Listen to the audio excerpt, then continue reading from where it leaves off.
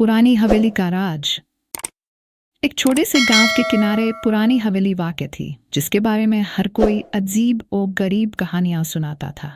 कहा जाता था कि यह हवेली कई सालों से वीरान है और वहां से रात के वक्त खौफनाक आवाजें आती हैं।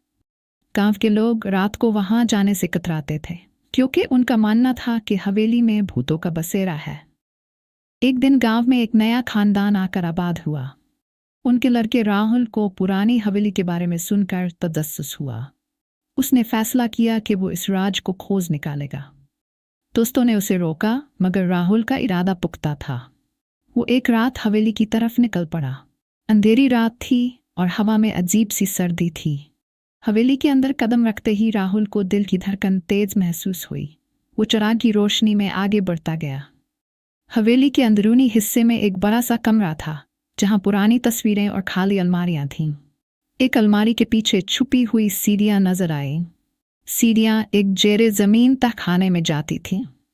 राहुल ने हौसला करके नीचे उतरना शुरू किया। तहखाने में अंधेरा था, मगर अचानक एक पुराना संदूक नजर आया।